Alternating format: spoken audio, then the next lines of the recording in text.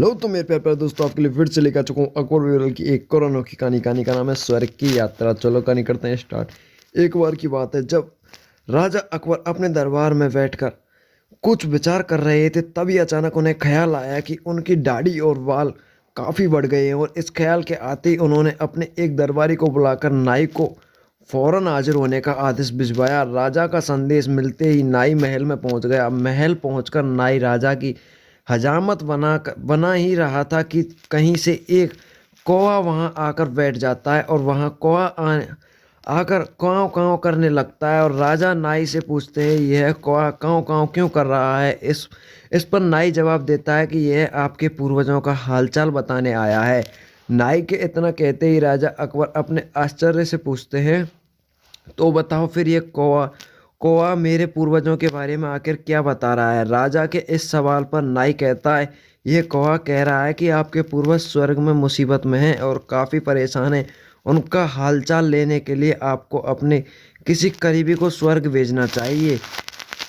नाई की यह बात सुनकर राजा अकबर और भी हैरान हो जाते हैं। और अकबर आश्चर्य से नाई से पूछते हैं, आखिर किसी इंसान को जिंदा स्वर्ग में कैसे भेजा जा सकता है। राजा के इस सवाल पर नाई जवाब देता है कि महाराज, मेरी नज़र में एक पुरोहित है जो इस काम को अंजाम दे सकता है। बस आप इस काम के लिए अपने किसी करीबी स्वर्ग जाने के लिए राजी कर लीजिए। नाई के इस आश्वासन पर राजा अकबर तैयार हो जाते हैं और दरबार में अपने सभी करीबी दरबारियों को बुलाते हैं। राजा के संदेश पर सभी करीबी दरबारी राजा अकबर के सामने हाजिर हो जाते हैं। सभी दरबारी राजा के अचानक बुलाने की वजह पूछते हैं, तो इस पर राजा उन्हें नाई के साथ हुई सारी बात सुनाते हैं। और राजा की बात सुनकर सभी दरबारी एकदम में बीरबल का नाम आगे रखते हैं। तो दरबारी कहते हैं कि स्वर्ग जाकर पूर्वजों का हालचाल लेने के लिए बीरबल से उचित व्यक्ति कोई और नहीं हो सकता, क्योंकि बीरबल हम सब में सबसे ज़्यादा बुद्धिमान और चतुर है। इसलिए स्वर्ग में आपके पूर्वजों का हालचाल लेकर वही उनकी परेशानी का हल भी निकाल सकता है। राजा अकबर दरबारियों की इस सलाह को मानते हुए बीरबल को स्वर्ग भेजने की तैयारी कर लेते हैं। और इस बात का पता चलते ही बीरबल शहंशाह अकबर से पुरोहित को बुलाकर स्वर्ग भेजने की विधि के बारे में पूछते हैं।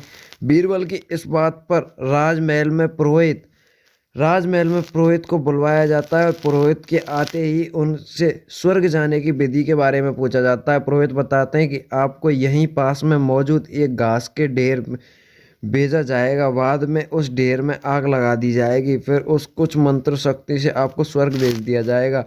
स्वर्ग जाने की पूरी प्रक्रिया जाने के बाद बताया गया, राजा बीरबल अकबर से करीब 11 दिन तक समय मांगते हैं और पुरोहित को 11 दिन बाद बुलाने की बात रखते हैं। तब वह कहते हैं कि मैं स्वर्ग जा रहा हूं और कितने दिन मुझे लौटने में लगेंगे, इस बारे में निश्चित तौर पर कुछ भी कहना मुश्किल है। इसलिए स्वर्ग में जाने से पहले एक बार मैं अपने परिवार से मिलना चाहता हूं और कुछ समय बिताना चाहता हूं उनके साथ। तो बीरबल अपने घर जाने के लिए महल से रवाना हो जाते हैं और देखते देखते 11 दिन बीत जाते हैं। 12वें दिन बीरबल स्वर्ग जाने के लिए राजा अकबर के सामने हाजिर हो जाते हैं और पुरोहित को बुलाया जाता है और बीरबल स्वर्ग भेजने की तैयारी की जाने लगती है।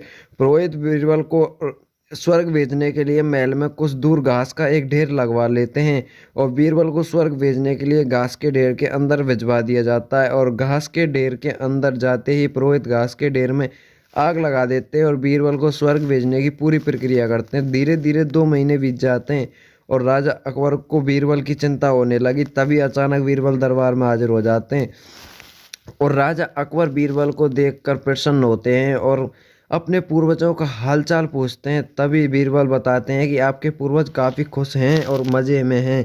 उन्हें बस यही एक तकलीफ़ है कि उनकी दाढ़ी व बाल काफ़ी बड़े हो गए हैं, जिन्हें कटवाने वाला स्वर्ग में कोई नाई नहीं है, इसलिए वहाँ उन्हें एक नाई की ज़रूरत है। बीरबल के कहते ही ऐसे में हमें अपने आपके पूर्वजों के लिए एक अच्छे नाई को स्वर्ग में भेजने की तैयारी करनी चाहिए। बीरबल की इस बात पर राजा नाई को स्वर्ग भेजने का आदेश देते हैं और राजा का आदेश सुनकर नाई घबरा जाता है और राजा के पैरों में गिरकर माफ़ी मांगने लगता है। कि नाई राजा के कहता है कि यह सब कुछ उसके वजीर अब्दुल्लाह के कहने पर किया था। यह सब नहीं, सब उन्हीं की साजिश थी ताकि वह बीरबल को अपने रास्ते से हटा सकें। अब अकबर के सामने सारी सच्चाई आ चुकी थी। ये सब जानने के बाद राजा अकबर ने वजीर अब्दुल्ला और उसके साथियों को दंड देने का आदेश दिया। अंत में राजा अकबर बीरबल से पूछते हैं कि तुम्हें सच्चाई का कैसे पता चला और तुम घास के ढेर से आग लगने के बाद कैसे बच गए। तब बीरबल जवाब देते हैं कि आग के ढेर लग जाने के बाद सुनकर मुझे एक साजिश का अंदाजा हो गया था। इसी वजह से 11 दिन का समय मांगा था और उस दिन 11 दिनों में मैंने उस घास के ढेर वाले स्थान के नीचे एक अपने घर तक एक सुरंग बना दी थी। उस सुरंग के जरिए ही मैं वहां से बचकर निकल गया। बीरबल की पूरी बात सुनकर राजा बहुत प्रसन्न हुए और बोले, वाह बीरबल, यह काम केवल तुम सिर्फ कर सकते हैं। तो थैंक यू गाइस। अगर वीडियो चलेगी तो वीडियो को लाइक कर दें, चैनल को सब्सक्राइब कर दें और वीडियो से क्या सीख मिलती है वो जरूर से सुन लें। इस कहानी से हमको यह सीख मिलती है कि सूझबूझ से बड़ी परेशानी को हल आसानी से निकाला जा सकता है। तो थैंक यू ऑल।